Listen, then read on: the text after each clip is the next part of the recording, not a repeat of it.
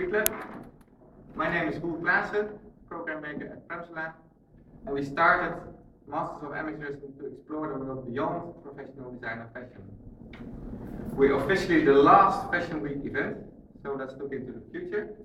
Glad you could all make it, and I'm proud to present various guests tonight, starting with our guest of honor, Katja Henschel.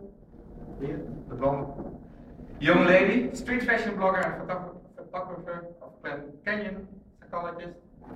And she will be introduced by Anouk Tan, the hottest fashion journalist in the Netherlands, and with Selkie, communication expert, lawyer, and novel writer.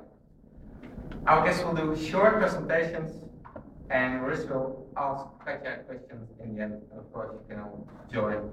There's some drinks afterwards, so please don't worry. Please welcome our first guest, Anouk.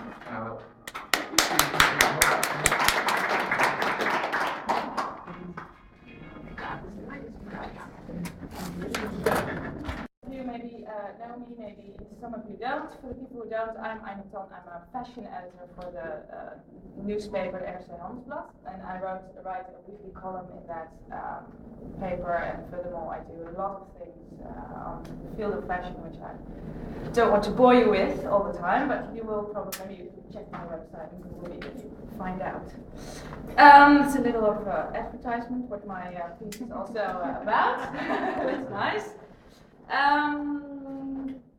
Good. What I also did is I wrote a little article in this book called Fashion Blogging, which is wrote by Kirsten Hansen and Felicia Nietzsche, if I pronounced it correctly. And Edina Trotzi. Okay, that's good that you said that. Yes, thank you.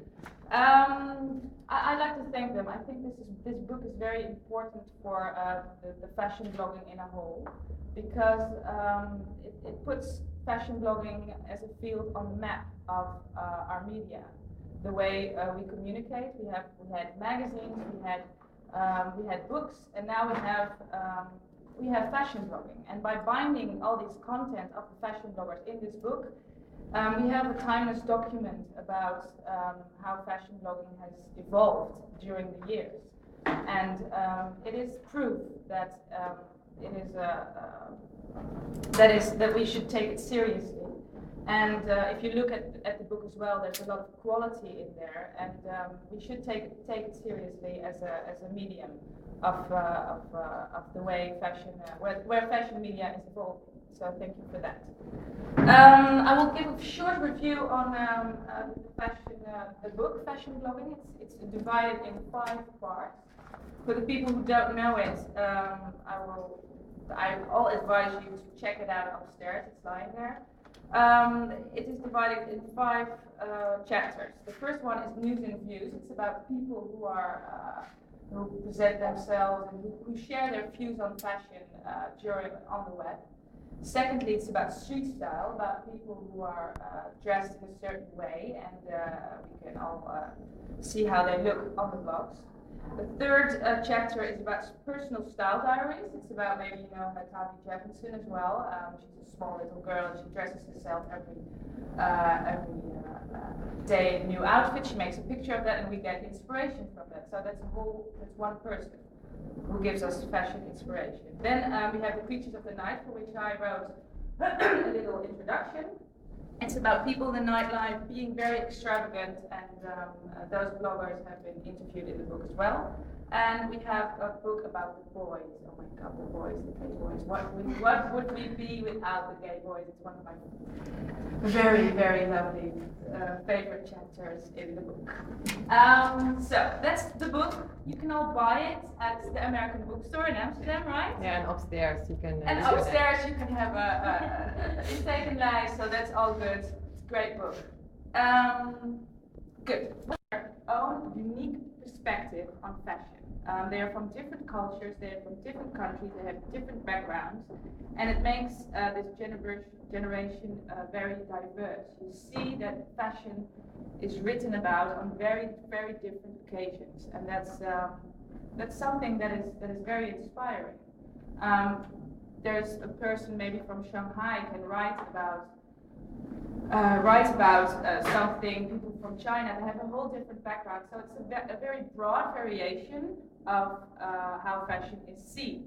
And their vision all is very unique because they're all persons. They're all different and unique persons. And what is also most important thing, it educates us and adds to the diversity that fashion is.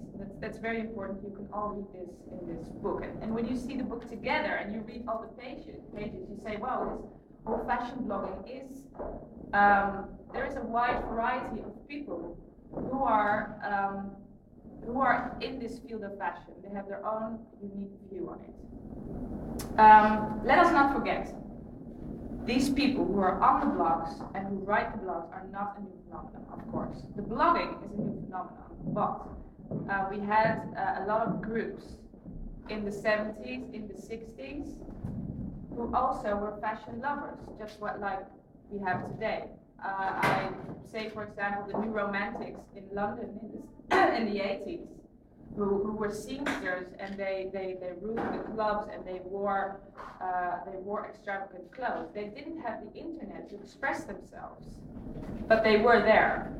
I say, maybe one of you has seen the movie Paris is Burning. It is a movie about the black gay community in New York during the mid-70s, I think the late 70s maybe, and they were voguing in the clubs and all that. So this phenomenon of people isn't really new. The blogging thing is new. Now we have the internet that can translate this vision of these young creatives over the whole world. You can see that they're visible. And used to, in the 60s and the 70s and the 80s, they were called the underground. We don't have a lot of underground anymore because everything is going up now. We can post something on the internet, we can go out, we can have our picture posted on our blog, and everybody can see it through the whole world. It's an interesting question, what is now still underground while everything is being blogged? Something